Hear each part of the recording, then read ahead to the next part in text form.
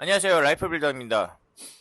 저는 체질적으로 굉장히 마르고 약한 체질이었고, 그렇기 때문에 보디빌딩을 처음 했던 2002년도부터 늘 더 크고 강한 몸을 얻고 싶었고, 그렇게 그동안 수없이 많은 벌크업을 해봤었는데, 그러면서 알게 된 저만의 현실적인 벌크업 노하우를 오늘 공유해보고자 합니다. 자, 우선 대부분의 많은 사람들이 벌크업 한다는 명분으로 무작정 많은 칼로리를 과하게 섭취하거나 햄버거, 피자, 부대찌개 이런 정크푸드를 벌크업 기간이라면서 아무 제한 없이 섭취해서 오히려 건강을 해치거나 막상 다이어트 해보면 남는 게 하나도 없고 준비 기간 내내 힘만 더 드는 이런 잘못된 방법을 많이들 하시는데 물론 저도 옛날에는 당연히 이렇게 했었었고요. 근데 그런 게 아니라 체지방은 최소한만 증가하면서 건강에도 무리 안 주고 최대한 운동 퍼포먼스와 근육량이 더 늘어나도록 하는 게 올바른 벌크업이지 않나 싶고요. 그렇게 하기 위한 현실적인 저의 경험에 의한 방법 4가지 한번 소개를 해드릴 건데, 그 중에 첫 번째는 체중에 너무 집착하지 않는 겁니다.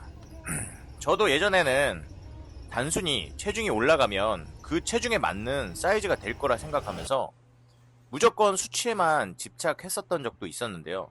그래서 매일 체중계에 올라가서 체중이 올라가 있으면 그거 보고 기분 좋아하고, 체중이 1kg라도 떨어지면 짜증내면서 들어가지도 않는데 억지로 꾸역꾸역 더 먹어서 어떻게든 체중 채우고 막 그랬었는데, 이게 어느 순간 이건 아니다 싶더라고요. 우리가 체중이 목적은 아니잖아요. 중요한 건 잘 먹고 그것을 바탕으로 운동 수행 능력을 높이려고 노력하고, 그렇게 선순환되면서 자연스럽게 근육량이 늘고, 그게 어떻게 보면 올바른 벌크업인데, 그래서 그 후부터는 체중보다는 운동 수행 능력에 더 초점을 맞췄고요. 수행 능력이란 게 일정 기간 올라가다 보면 어느 정도 상승폭이 정체되는 구간이 있거든요. 그럼 거기서 억지로 더 먹으면서 몸을 무겁게 만들고, 뭐랄까 살크업? 그렇게 살크업되면서 컨디션을 떨어뜨리지 않고요.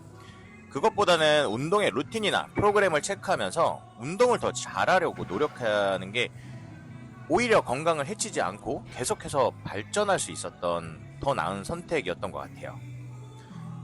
그리고 두 번째는 미니컷의 중요성입니다.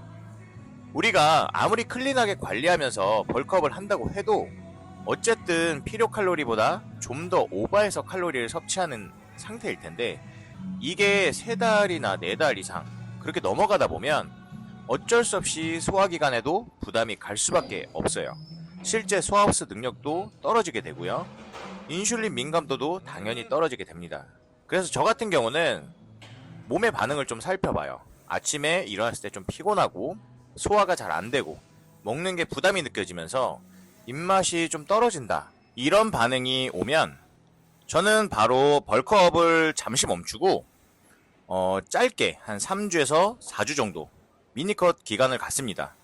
그러면 확실히 미니컷 기간이 끝나고 난 다음에는 몸도 깨끗해지고 컨디션도 좋아지고, 장기가 그동안 좀 쉬었기 때문에 소화력도 다시 나아져서 다시 입맛도 살면서 정체기 없이 벌크업 기간을 조금 더 가져갈 수 있습니다. 또 지금은 주말에 애기들과 편하게 맛있는 것도 먹으면서 그렇게 좀 편하게 지내고 있지만, 예전에 저희 애기들이 없을 때 했었던 방법인데, 우리 다이어트 할 때 일주일에 한 번 정도 로딩을 하면서 회복을 해주듯이 그 반대 개념으로 주말에 하루 정도는 일부러 굉장히 좀 소식을 하면서 장기를 쉬어주는 방법인데, 지금은 안 하지만 지금 생각해봐도 괜찮았던 방법이었던 것 같아요. 자, 그리고 세 번째는 결국 흡수율이다. 우리가 벌크업 기간에 칼로리를 충분히 오버해서 섭취하는 것도 중요한데, 결국은 이 먹은 게 얼마나 잘 흡수되는가, 사실 이게 더 중요한 거거든요. 그래서 그런 방법으로 첫 번째는, 저 같은 경우 벌크업 기간에도 아침에 일어나면 공복에 유산소 운동을 합니다. 이때 유산소 운동의 목적은 체지방 대사의 목적보다는 하루 중 가장 중요한 첫 번째 식사를 더 잘 흡수시키기 위해서 신체를, 우리 장기를 깨우려는 목적으로 일어나서 20분에서 30분 정도 가볍게 걸어주고, 그렇게 완전히 깨어난 상태에서 식사를 합니다. 그리고 두 번째 방법은 근력 운동 후 식사 때 탄수화물을 다량 섭취를 하는 거죠. 이때는 아무래도 근력 운동으로 인해서 인슐린이 없어도 세포의 문이 활짝 열려 있거든요.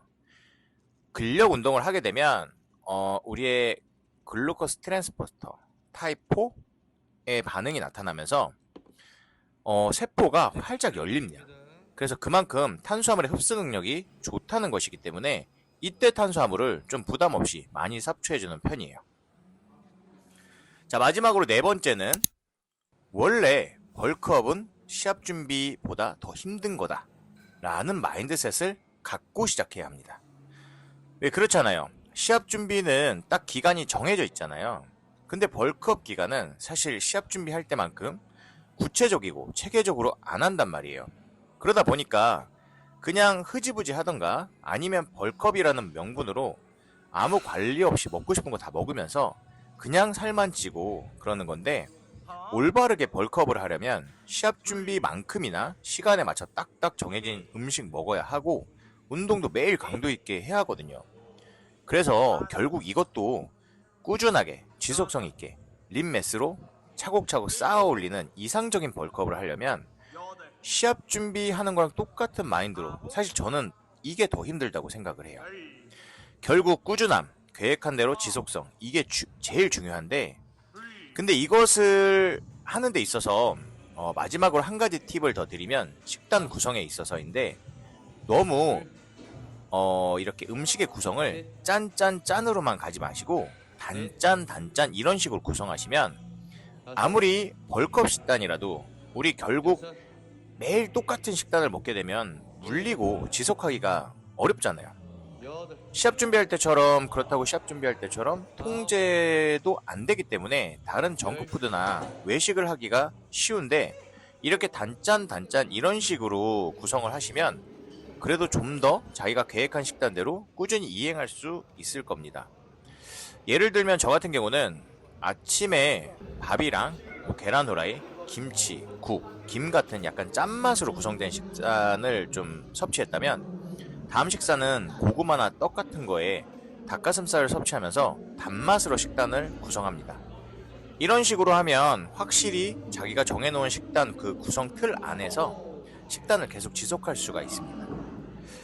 아무튼 오늘 최대한 정체기 없이 건강하고 무리하지 않는 선에서 벌크업이라는 목적으로 몸을 망가뜨리지 않고 최대한 체지방 이렇게 늘지 않고 림매스업을 할 수 있는 현실적인 방법을 공유해봤습니다. 이것들은 다 제가 경험해보고 느낀 생각들이니까 기회가 된다면 한번 참고하시고 시행해보시는 것도 좋을 것 같습니다. 그럼 조금이나마 도움되길 바라면서 오늘 영상 여기까지 하겠습니다. 감각을 잊어버리고